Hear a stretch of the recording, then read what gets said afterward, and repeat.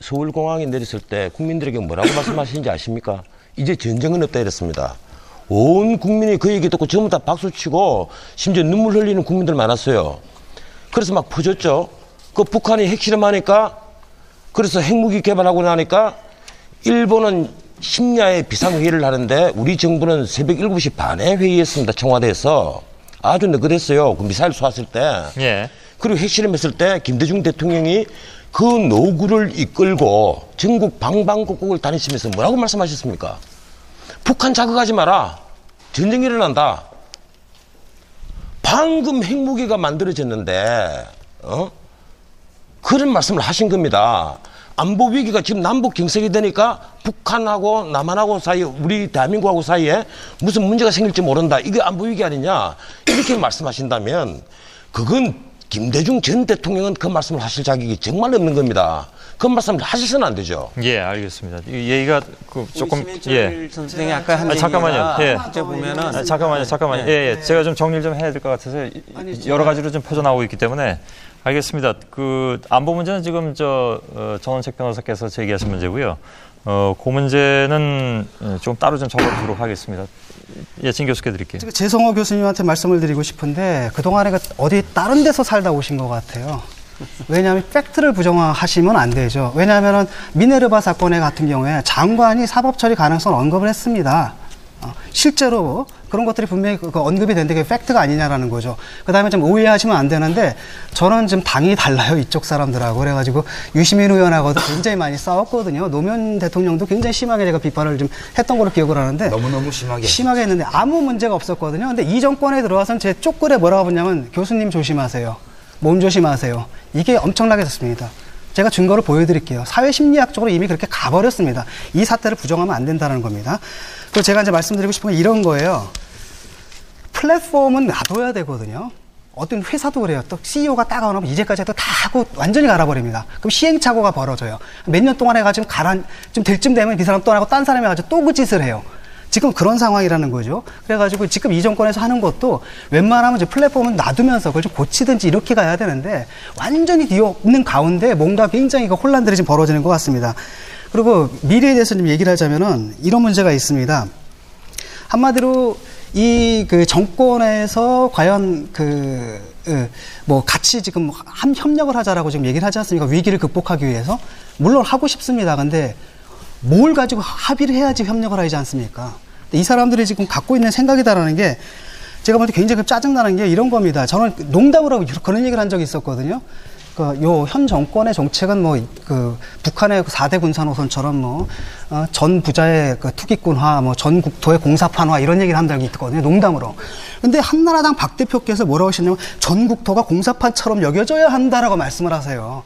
저는 농담으로 한 얘기를 이분들은 진지하게 얘기를 하고 전국에서 망치 소리가 들려야 된다, 헬멧 소리가 들려야 된다, 빠루 소리가 들려야 된다. 거의 철물점 수준으로 만들어버리거든요. 이런 마인드를 가진 분들한테 그 마인드를 믿고서 전 국민이 협력을 한다라고 해서 뭐가 극복이 되겠느냐. 그래서 제가 가장 중요한 것은 경기를 어떻게 살리느냐의 문제가 아니라 전망의 문제고 비전의 문제다라는 겁니다. 그걸 제시해야 된다는 말이죠. 국가 운영이나 이런 거를 너무 좀 희화하시게 말씀하셔서 제가 일일이 다 얘기하기가 좀 그런데 우리 진 교수께서 말씀하셨는데 잠깐만요. 지금 발언권 이쪽으로 좀 드리겠습니다. 그래서 저는 아까 여러 가지가 있는데 우리가 모든 어떤 정책이 됐든지 사안이 됐든지 이런 것도 우리가 헌법적 가치 있지 않습니까? 그리고 우리 대한민국의 정체성. 이거는 좌우의 이념의 문제가 아니다. 이건 대한민국 안에서 우리가 대한민국을 부정하고 체제 부정하는 건 반국가 반체제 아닙니까? 우리가 대한민국 헌법 정신을 그리고 맞는 정치인가 아닌가를 보호하고 역사 교과서도 마찬가지입니다. 그다음에 경제 정책도 마찬가지.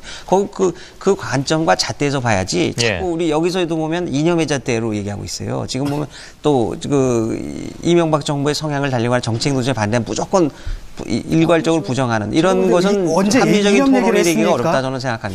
그래서 서로 잘한 것도 있고 못한 것도 있는 거죠. 그거에 대한 판단의 기준이 헌법이 돼야지 자꾸 일방적인 어떤 특정의 이념을 갖고 밑에 깔고서 얘기하는 것은 말씀하신 이념은 어떤 뜻입니까? 아니 이게 예를 들면은 우리가 대한민국의 자유민주주의 시장 경제의 근간이 돼 있지 않습니까? 그런데 예를 들면 역사관도 마찬가지예요. 대한민국이 건국이 잘못된 역사의 시작이었고 말이죠. 그것이 외세의 의존하에 만들어졌다는 이런 식의 책은 교과서는 잘못된 부분이 있으면 고치는 거죠. 그 고치는 것 자체를 부정하고 잘못됐다고 얘기하는 얘기가 교과서로 나왔는데 현안으로 들어가는 것으로 치고 예, 말씀하세요. 예. 아니 저는 그 지금 교과서 얘기를 하지도 않았는데 그 말씀을 왜 아니, 하시는지 아까 신해철 모르겠고 씨 하기 때문에 같이 하는 거예요. 저는 이런 얘기입니다. 지금 얘기를 이분들이 지금 뉴딜 얘기를 하잖아요. 뉴딜 정책의 원래 가장 중요한 본질은 뭐였냐면은 자유시장 경제가 그냥 방임으로 해서는 공황이라든지 이런 것이 오기 때문에 사회주의적 계획경제 요소를 투입해야 된다는 이런 인식입니다. 두 번째는 대부분의 정책이 사회복지를 강화하는 거고 거기서 고용을 창출하는 거거든요. 예. 그다음에 부수적으로 하는 게 건설이었어요. 댐 건설 같은 거. 근데 지금 현 정권에서는 아마 4대강하고 그 삽질하는 것 이것만 딱 놓고 바로 뉴딜이라고 나와버린다라거든요. 이런 식의 그 경제 정책이다라는 것이 과연 신뢰를 줄 수 있냐라는 거죠. 이런 상식적으로 말도 안 되는 멘트를 하는데 그럼 다음에 이런 마인드를 갖고 이런 비전을 제시하면서 통합하자라고 했을 때 자꾸 이런 마인드 하는 얘기는 좀 쓰지 맙시다. 근데 사실은 사회복지에 예산을 투입해서 일자리가 창출되는 수준하고 SOC 건설에 그 예산을 투입해서 일자리가 창출되는 거하고는 이미 많은 경제학자들이 자, 제가 좀 그 정리하면서 들어가겠습니다. 전 변호사님 잘 알겠고요. 얘가 굉장히 조금 그 다방면으로 퍼졌습니다. 이게 총론적으로 좀 그 이명박 정부에 대해서 평가를 하다 보니까 자연히 뭐 그 좀 다방면으로 퍼지게 됐는데 제가 아까 말씀드릴 때 몇 가지 좀 현안을 중심으로 해서 말씀 나눴으면 좋겠다라고 말씀드린 바 있죠.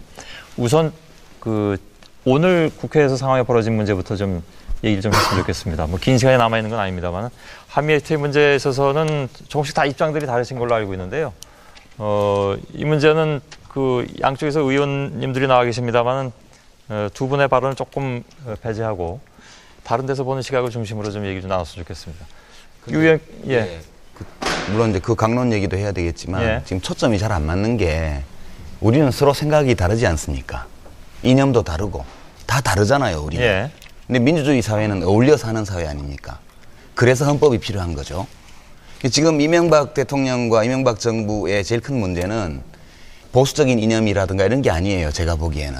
그 이념은 그걸 내세워서 대통령이 되셨기 때문에 당연히 보수적인 정책을 할 권리가 있었어요. 우리가 인정해야 됩니다. 그런데 이제 문제는 어디냐 하면 근데 교과서 문제 같으면 절차의 문제가 있다는 거죠. 대통령이 교과서를 마음에 안 들어 할 수 있습니다. 대통령이 어떤 언론사의 어떤 프로그램이 마음에 안 들 수 있어요. 대통령이 어떤 야당이 마음에 안 들 수 있습니다. 또는 대통령이 어떤 지식인을 마음에 안 들어 할 수 있어요. 자기와는 생각이 다른 여러 주장을 하는 사람들. 그럴 때 대통령과 권력자들이 그 문제에 대해서 어떻게 대처해야 되느냐. 그건 다 인간이기 때문에 때리고 싶죠. 어떨 때는. 때려주고 싶죠. 너무 미우니까.